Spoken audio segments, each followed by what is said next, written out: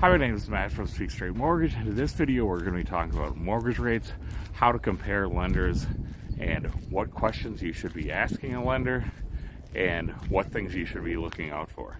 The biggest mistake most people make is they focus on the rate itself and not what the rate is costing. Every lender has the ability to give the same rate. In other words, lender A can offer 5.99. Lender B may be advertising 5.99, but lender A can still offer it. It's what they're charging to get it. And that's what you need to be able to accurately compare, is what is the cost of the rate. And to see a lower rate may or may not be better, but you need to be able to accurately determine what the cost is. And that's what I'm going to go inside and do a screen share and show you how you make that comparison and the questions you should be asking. So now that we're inside from the snow, I'm going to do my best to try to simplify how you determine what the cost of a rate is from one lender to the next. So to start out, we're going to type in Google CFPB Loan Estimate Explainer. CFPB is the Consumer Financial Protection Bureau. It's an objective source of information that was designed to educate consumers about the home buying process and other processes.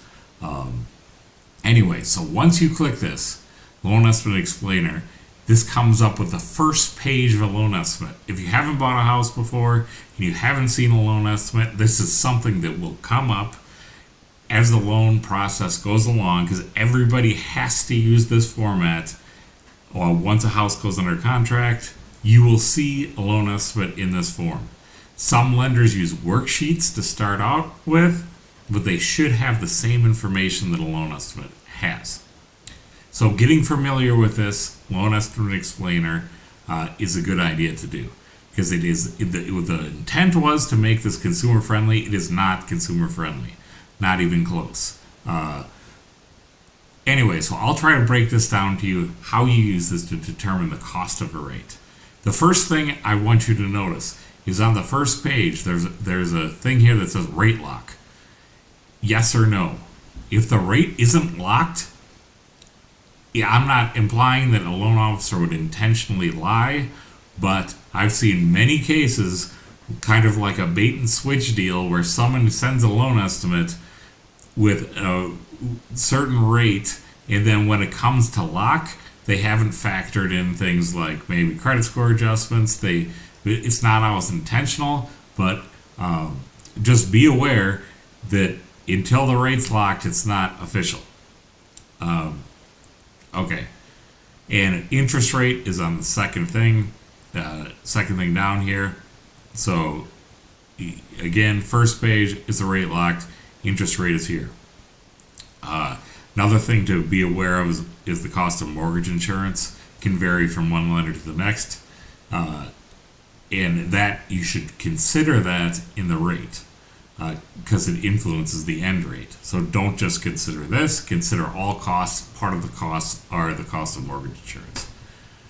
But the main part that I wanted to go over is on page 2 of the loan estimate, section A. This is the big one. Section A displays discount points, any origination fees, any fees the lender is going to charge. So, as an example, somebody can easily make this sound like, as an example, that somebody could say, there's no points on this rate. But if you're charging, like it shows here, an underwriting fee and an application fee, you're still paying even though there's no points. So, Section A, it is critical to see what fees are in there and what points are being charged. Also, there's a section down here, lender credits, that can offset Section A fees.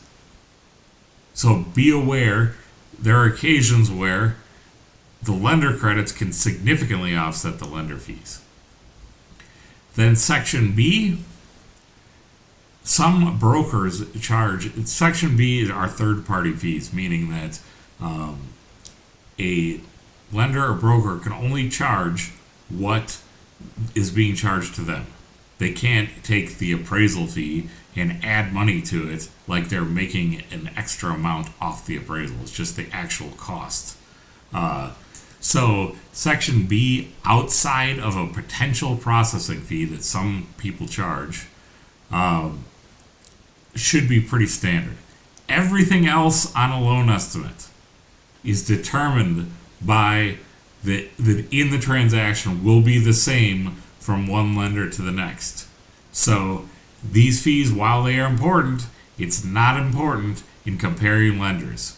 Even if one lender underestimates the cost of homeowners insurance, which is why I'm saying just concentrate on Section A, and if there is a processing fee in Section B, and also if there are lender credits, concentrate on those three things, because if you look at the other parts of the loan estimate, when the transaction finally is done, they're the same from one lender to the next.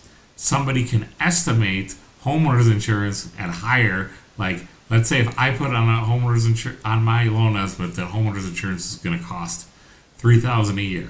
Some other lender can put on his estimate that it's going to cost $2,000 a year. But in the end, it's your actual homeowners insurance cost that goes there.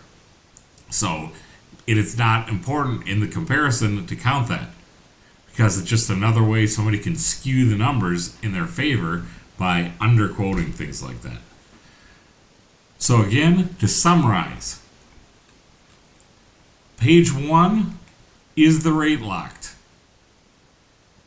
What is the interest rate?